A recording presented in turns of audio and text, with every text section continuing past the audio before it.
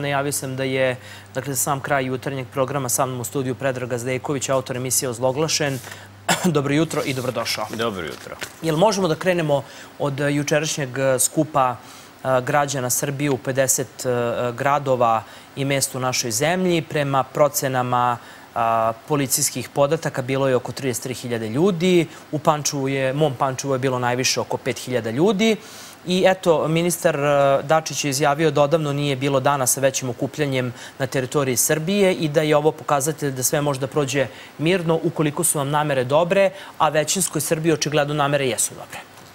Neki su htjeli to da prikažu kao proteste i skupove Srpske napredne stranke, ali to nije tačno, delimično jeste, ali ja mislim da su tu izašli građani kojima je blokada preko glave, koji ne podržavaju ni jedne ni druge, nego im je blokada preko glave. Tako da su sada najavljeni skupovi za subotu u 80 gradova. Ja bih tu pozvao građane, ako vam je dosta blokada, izađite i pokažite svoj stav. Jer je to jedini način da se zaustavi, zato što studenti u blokadi i ostali blokaderi svoju moć tačno izvlače iz tog broja koliko oni okupe ljudi, u koliko gradovi i koliki haos naprave. I posle toga koliko se to šeruje na društvenim mrežama, pošto su na društvenim mrežama najjači. Iz toga oni izvlače svoju moć i tako nastavljaju da rade ovo i radit će dokle god tu moć imaju. A moć im se oduzima tako što vi u subotu izađete i kaže dosta nam je, preko glave nam je, ajde smirite se. Jer ono što neki zagovaraju da ide policija, da ih hapsi, tuče i mislim da od toga nema ništa. Tako da je jedini način ovo. Građani izađu u subotu i kaže nama je muka od blokada, sklonite se. Dobro, Predraže, ali može da postoji opasnost u onim momentima, ja koliko sam pratio, dakle, i ove opozicione portale tokom jučerašnjeg dana, oni su negde pozvali blokadere da ne izlaze na ulice, kako navodno ne bi dolazilo do sukoba. Jel očekuješ da u nekom momentu možda dođe do te situacije da s jedne strane imamo, dakle, većinsku Srbiju koja je protiv svakodnevnog nasilja i koja ima potrebu za tim normalnim životom i ovih koji uporno pokušavaju da prave scene nasilja, izazivaju nasilje i da destabilizuju državu na svim mogućim nivoima? Ja vidim da postoji narativ koji se gura na društvenim mrežama od pojedinih javnih ličnosti, a da je to građanski rat ili građansko-oslobodilačka borba, kako kažu, i vidimo da oni guraju tačno ljude, pravite nasilje, dok mi sedimo u našim rashlađenim sobama i uživamo i sladimo se što se Srbija ruši i pali.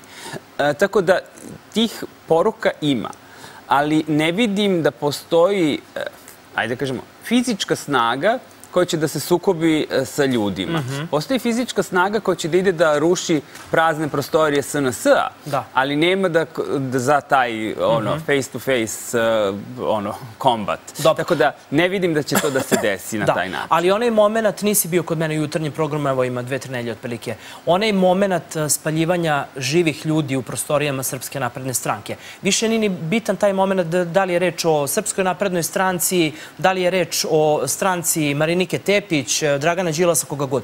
Taj moment spaljivanja, dakle, ljudi u prostorijama, konkretno Srpske napredne stranke, to se kosi sa svakim normalnim mozgom.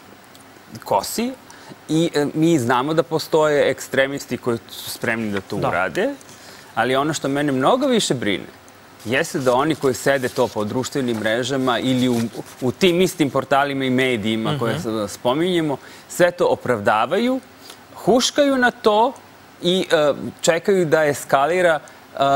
Meni su oni podsjetili na onaj film sa Jackom Gyllenhaalom, Nightcrawler, gde on ide i snima nesreće, a nesreća nema i on kreće sam da ih izaziva. Meni na to liče N1 i Nova S. Oni sami pokušavaju da izazovu haos kako bi imali vesti. Jer ako tih haosa nema, oni nemaju šta da rade.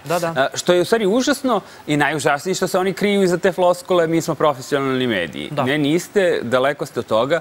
Vi ste koordinatori svih tih protesta, jer ako uporedite sve te portale, oni će da napišu za svaki protest, čak i u najmanjem gradu, koji prave studenti u blokadi, gde je, u koliko sati počinje i oni na taj način pozivaju ljude, dođite na protest.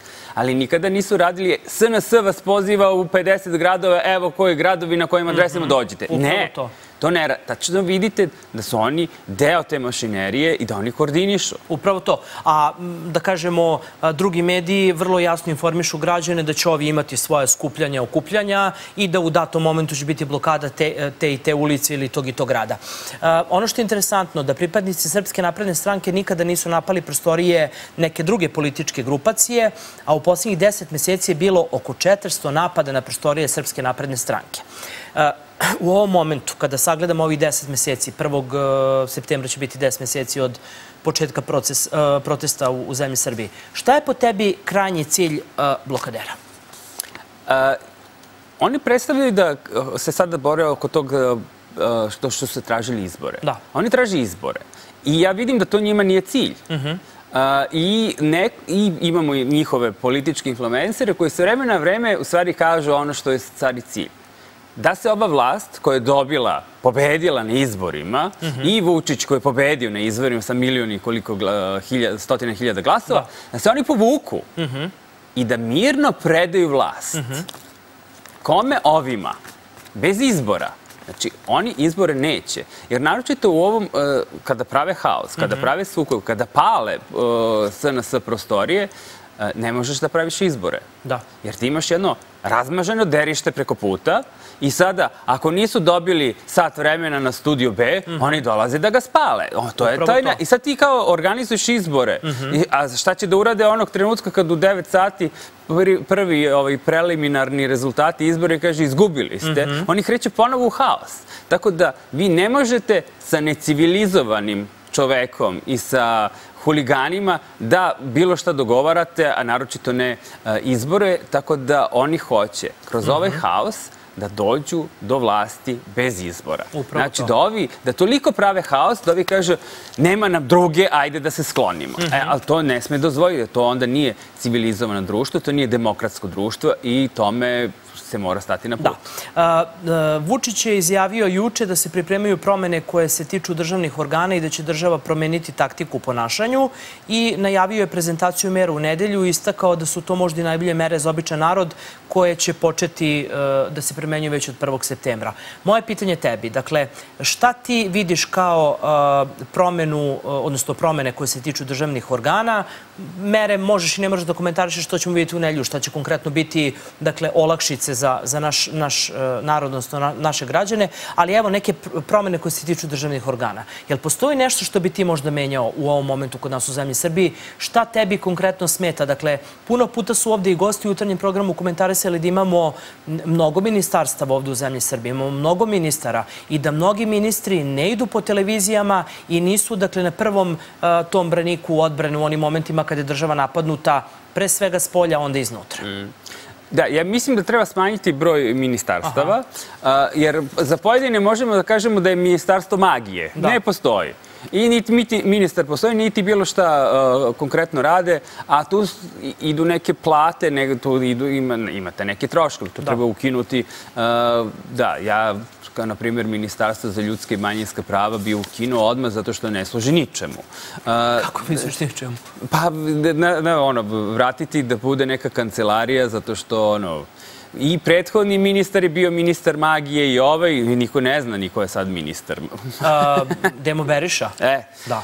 Demo Beriša je ministar za ljudska i manjinska prava i društveni dijalog, Livija Pavićević je državni sekretar, Ivan Bošnjak državni sekretar. I ubiše se od posla. Ali gostuju po televizijama, istupaju i ovaj Beriša, istupu u medijima, a posebno Livija Pavićević i Ivan Bošnjak idu po televizijama i brane državu. Ja bih svakako ukinuo. Tako da imamo mnogo veći problem u stvari u tužilaštvu i u sudstvu, gde pojedini tužioci i sudije donose svoje odluke na osnovu svog političkog stava, a ne po dokazima i ono što je predstavila policija u svojim materijalima. Tako da to je meni problem. A sad kako to rešiti, to je vrlo komplikovano zato što smo se izborili za to nezavisno sudstvo koje i sad nadgledaju i od OEBS-a do Evropske komisije šta se tu dešava i to će biti veliki velika borba. Ali ono što je Vučić najavio za nedelju, ja to pozdravljam, zato što u mnogim razgovorima ljudi kažu jedini razlog zbog koga bi SNS izgubio vlast jesu cene. I ja mislim da to je istina. Cene su i to sve u ovim marketima koji su u stranom vlasništvu, u belgijskom Delezu i koji drži Maxi. Cene su nenormalne i ja mislim da je to super što je najavio Vučić za nedelju, jer treba tome stati na put. Da, apsolutno. Dakle, mi ćemo uskoro samo dobaviti mrežu, dakle, ići na najvažnije vesti, a nakon toga ćemo još nastaviti razgovor sa Predragom ovde u studiju. Dakle, ono što sam teo da te pitam, pošto ti pominjao, dakle, upravo tužilaštvo i sudstvo. Ili imaš neki komentar što sudije Višeg suda u Beogradu neće da gone blokadere, teroriste koji napadaju policiju, pa između ostalog napadaju građane? I isto je tako izjavio Vučić da stotine tužilaca i sudija koji su odbili da gone student u blokadi čekaju da dođe do izbora, da studentska lista pobedi pod znacima navoda, kako bi oni imali tu neku svoju širinu i komociju da mogu da rade šta hoće. Kako hoće, mada i sad rade šta hoće. Kako hoće, oslobađaju one koji udare na policiju i na državu. To je meni sad i najveći problem.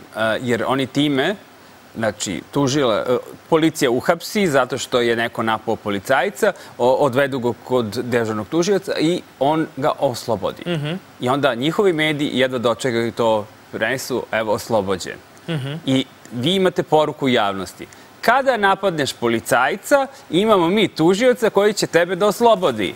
I nikom ništa. Hajde ponovo na ulicu. I to je sad jedno vrzino kolo. A sad, Vučić ne može da okrene tužioca i kaže dobio se otkaz i marš napolje. Jer nezavisno sudstvo postoji. Ne možeš da ga sankcionišeš na taj način. Jer i ne tako brzo. Jer i da krene u čitavu tu sada akciju, to će da traje. Onda će da naiđe još neko ko su prijatelji, jer mi znamo da su oni svi međusobno uvezani i drže jedni drugim leđe, jer ako ne danas, onda će sutra da mi zatreba i to je užasan problem. I šta sad raditi s tim?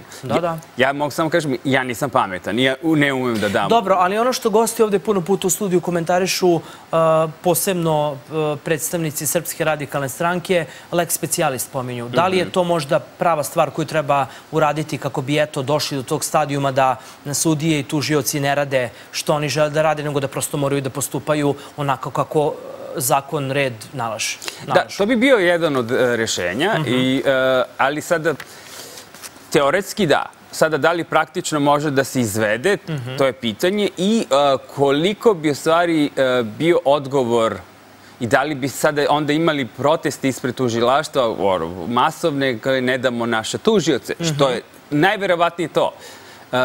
Bi i eskalirali, ako se ulazi u to, onda mora da se uzima u obzir da može da eskalira u nove proteste. Jer svakako će braniti svoje tužioce da ostanu tamo gde jesu i da ih oslobađaju kada njima to zatreba. Ali negde bi bilo, pošto je to u stvari sve medijska kampanja, jer ti na kraju imaš to on je oslobođen u medijima, onda mora postojati i ona druga kampanja, taj tužilac je oslobodio te i te zbog toga i toga i toga. Da znamo makar ko su. Ono što bi se reklo, spisak postoji. Upravo to. I oni prave spiskove. Naravno. Govorimo o blokaderima i uglavnom imaju onu parolu učinimo ih poznatim, ajmo ovo, treba tu zvratiti istom merom. Oni prave poznate ove, a ajde sad i druga strana da ih pravi. Jer izgleda da smo na tom nivou sada. Da. Evo, baš komentarišem sa Predragom ovdje u studiju kako imam zelenu boju sakoa. On je pohvalio boju, dakle to je butik muških odela Diktat, tržni centar Millennium dole u Suterenu. Koleginica Snežana ima zelenu boju. Da si znao i ti bi obuku zelenu boju. Ajde samo da mi prokomentarišeš malo ovo. Dakle, u početku mirnih protesta, uz održavanje 6 minuta ćutanja za žrtve pada nasrečnice u Novom Sadu, došli smo do toga da se blokaderski program sveo na motke, kamenice, dok nastradale više i ne pominju. Sad, pitanje koje se nameće, da li lažni revolucionari lažnih političara pokušavaju po svaku cenu da izazovu nemire ovdje u Srbiji, da ne kažemo građanski rat? Da, i to ide jednom piramidalnom strukturom sa vrha, neko svojim koordinatorima na društvenim mrežama da napalite ove klince da idu da ruše i sada, jer nema druge. To su napaljeni klinci koji idu sada da budu jaki. Jer mi kad se vratimo... I da menjuju svet, odnosno Srbiju. Ali mi kad se vratimo sad u svoju prošlost i setimo se kakvi smo bili sa 19-20 godina, sve znamo. Svet ne valja, svi su protiv nas, sad ćemo mi da rušimo, da napravimo novi svet, mi mladi puni snage. Ali posle kad dođeš do neke 30. već te lupi realnost u glavu i shvatiš kako svet funkcioniše i šta je i kako je. Tako da, lako je manipulisati to klincima sa 18, 19, 20 godina. Treba to ciljati u glavu one koji to sve koordinišu i treba ih pohapsiti. I dati nekom tužiocu koji neće da ih odmah oslobodi. Upravo da. Jer to je jedini način da se tome stane na put, jer jeste cilj je da se izazove haos. I taj haos jeste koordinisan sa strane i ka inostranstvu i iz inostranstva. Zato što juče je, izašli su slični tekstovi više to stranih medija koji tačno udaraju na ekonomiju Srbije. Upravo to. A što je meni ta štetočinska i parazitska politika, gde ti sada ideš i udaraš Srbiju u ekonomiju kako bi srušio Vučića. Jer ekonomska slaba Srbija znači da je i Vučić slabiji, onda mi imamo više šansi. Ali mi moramo da objasnimo gledalcima, a to su paraziti koji hoće da unište svima život kako bi oni došli na vlast. Ovde govoriš o blokaderima. O blokaderima. I sada, i na kraju, i kad oni nekim čudom dođu na vlast, taj haos koji su sada napravili ostaje njima. Kako će oni da ga reše? Neko treba da reši. A da li će biti sposobni da reši? Ali zašto uopšte praviti haos? Ako si nesposoban, nemoj da praviš još veći haos. Jer tu niko neće da izađe i kaže bravo što si destabilizao ekonomski Srbiju. To je bilo takav dobar to niko normalno neće da kaže. Kaže predsjednik Slobode, odnosno stranke Slobode i pravde, Dragan Đilas u svom podcastu je rekao da je prelazna vlada rešenje za izlazak iz krize, a sličnu ideju je izneo i predsjednik Demokratske stranke Srđan Milivojević, nakon čega je usledio oštar odgovor blokadera koji su im poručili da prelazna vlada ne dolazi u obzir. Sad, je sve ovo svojevrsna predstava za javnost ili početak kraja ljubavi opozicije i studenta, ili ukoliko dođe do izbora, očekuješ da možda studentska lista i opozicija u Srbiji naprave neku koaliciju koja će biti samo njima? Ja vidim da Đilas, Milivojević i ostali pokušavaju da se to ulizuju studentima, zato što ja često govorim da studenti u blokadi opoziciju mrze više nego Vučića i SNS-a. To se meni tako čini. I taj prezir je konstantan i pokušavaju da ih na sve moguće načine sklone, a oni na sve moguće načine pokušavaju da budu zajedno.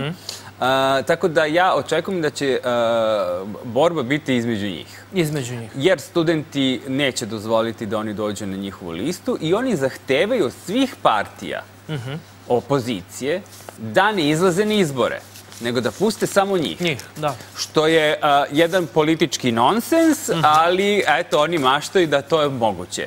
Tako da ja mislim da će opozicija ići u to zasebno od studenta i to u više kolona. Studenti će biti samo jedna od listi na nekim eventualnim izborima, ali ja se nadam da mi uskoro, da nećemo imati izbore uskoro, jer ova situacija i ovaj haos, u takvom haosu ne možeš da organizuješ izbore. Normalno. Moraš sa normalnim ljudima da praviš izbore, a ovi se trenutno ponašaju nenormalno i onda izbora ne treba da bude. Naravno. I da pozovemo, dakle, građane Srbije da u subotu od 18:30, dakle, u 80 gradova u Srbiji budu u što većem broju na ulicama gradova i da pošljemo poruku da zaista želimo da živimo jednim normalnim životom, da više nema nasilja, da više nema blokada i da nekako se vratimo normalnim tokovima života i aktivnostima. Ja bih parafrazirao Peščanik koji kaže, ako su vam blokade okej, onda ništa. Da. Znaš kako ono kažu, jutrić, kafica i deblokadica. Oni kažu blokadica, mi kažemo deblokadica, da. Pratimo emisiju Ozloglašen na kanalu Srpskog telegrafa. Dakle, nova emisija kada? Sledeće srede, sutra je snimamo. Da, biće interesantno koji uvek. Hoće. Vidim da je sa Milenom Bogdan odlično prošlo. Jeste, i sa Urošem isto dobro prošlo. Jeste, da, Urošem Stanićem iz... A sutra snimam sa novinarom Informera koji je preživeo nasilje u Nišu, tako da vidimo šta se tu dešavalo. Odlično. Pratit ćemo to na kanalu Srpskog telegrafa. Telegrafa. Tebi mnogo hvala što si izdvojio vreme da budeš gost jutarnjeg programa Televizije Studio B.